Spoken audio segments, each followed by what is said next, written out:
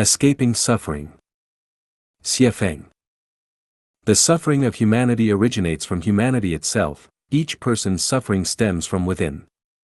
The operation of the Tao adheres to strict logic and order. The fairness and justice of the greatest creator are reflected in the operation of the Tao. Failing to recognize this ensures endless suffering and a perpetuating vicious cycle. I am in my 40s now and often observe and analyze examples from friends, family, colleagues, neighbors, and media reports.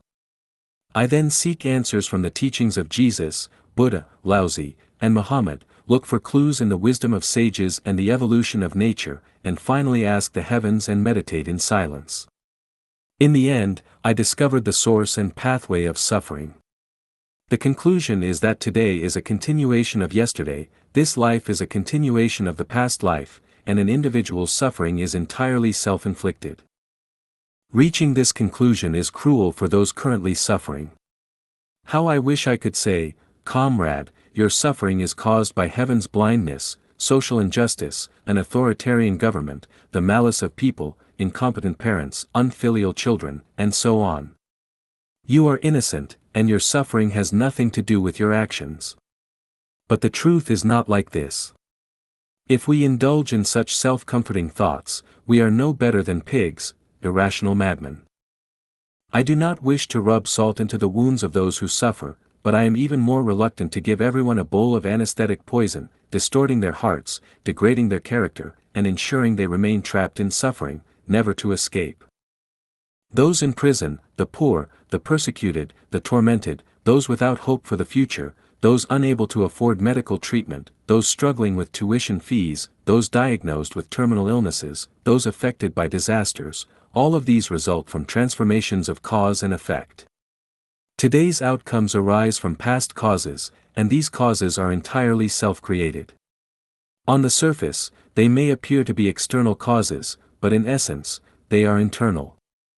This aligns with the philosophical principle: internal causes are fundamental, external causes act through internal causes. For example, if someone is hit by a cyclist, it may seem on the surface that the cyclist was careless, but in reality, it is something the individual invited. If one contracts AIDS, it may appear to be transmitted by someone else, but in essence, it was self-inflicted. Dying from counterfeit alcohol may seem caused by the distillery's faults, but it is, in truth, self-inflicted. If someone is forcefully imprisoned by the police, it may seem on the surface that the Constitution, laws, and police are overly harsh, but in reality, it was their own doing. We should regularly ask ourselves, what qualifications do I have to enjoy a beautiful environment and life? What kind of life do I deserve? If we have been reckless in the past, do we deserve a life of abundance today? If we have never contributed to others or society, do we deserve to enjoy the contributions of others and society? If we have never spoken the truth, what reason do we have to condemn others for breaking promises? If we have never revered the greatest creator or respected gods and Buddhas, what right do we have to blame heaven for turning a blind eye to disasters? We can find countless reasons to blame others, heaven, earth, society, but why not look inward for a single reason?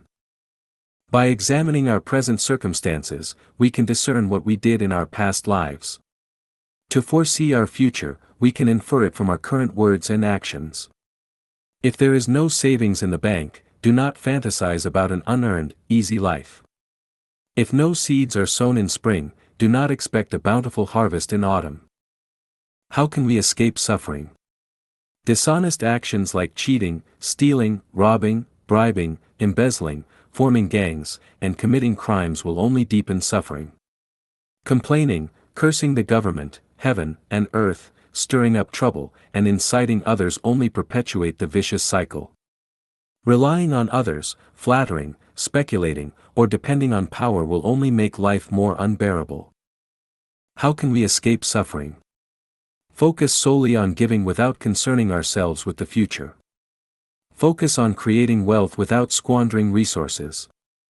Walk the path of a regular person without pursuing extraordinary paths to godhood or Buddhahood. Live a simple, ordinary life without fantasizing about instant fame. How can we escape suffering? There are countless ways, but the more anxious we feel, the more disordered things become. First, we must remain calm. Without calmness, it is hard to go far. We should accept the present circumstances with equanimity and then work to change them bit by bit. As long as we do our best, we will have no regrets. What if there's no food tomorrow? If we have done our best today and still have no food, then we should calmly face death. If our child is admitted to university but we cannot afford tuition, we must honestly tell them, I have done my best, but there is no solution. We must accept fate. Death is not the end of life, so why fear it? If we do not fear death, what else is there to fear? How can we escape suffering? By revering the greatest creator, revering life, and revering nature. With this attitude, we will surely escape suffering.